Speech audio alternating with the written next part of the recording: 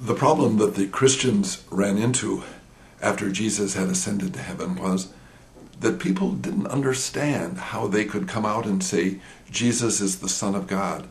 And there was great opposition, along with great numbers of people getting very excited about this and following the apostles and the disciples in their preaching of Jesus.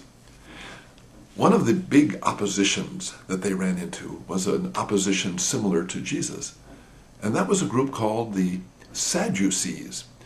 The origin of the name Sadducees is difficult to determine. It might have been something with the people that lived with the Essenes around the Dead Sea Scrolls. But it seems that they were the people connected with the high priest, who during the time before the Romans were people of great power and influence. They were people who were very much concerned with getting along with the Romans at this time.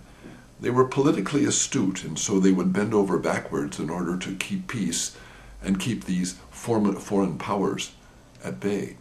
This, of course, was a real tension with many other people who lived at the time of Jesus. There were people called zealots, of whom Jesus had a follower, who were very much concerned with getting rid of the Romans and having the real freedom of the people of God. But these were the Sadducees, the people in power, the people who were part of the priestly role of the Jewish people. And remember, the priests were the ones that offered the sacrifice of the lambs in the temple and were very significant and considered close to God. But what's fascinating about this is there was a real contrast between the beliefs of the Sadducees and the beliefs of those that were Christians. One of the big things was that the Sadducees didn't believe that there was an afterlife, that this was all there was. You live this life, and if you live this life, well, that's it. Whereas Jesus was continually coming and saying, live this life even with its struggle, and know that I promise you everlasting life. So a big contrast between the leaders, the one that have power, and the beliefs that Christians had, the beliefs of Jesus. These Sadducees also didn't believe in spirits. They didn't believe in angels. And so there was a real down-to-earth reality.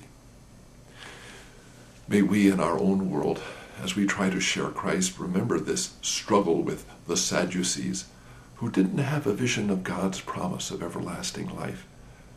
And we have that same challenge in our own world today. Many people are living as if there isn't a next world, as if all that counts is living now, today. Get this job, get this wife, get this husband, get these children, do all the things that we have now, and not seeing that bigger vision of the kingdom.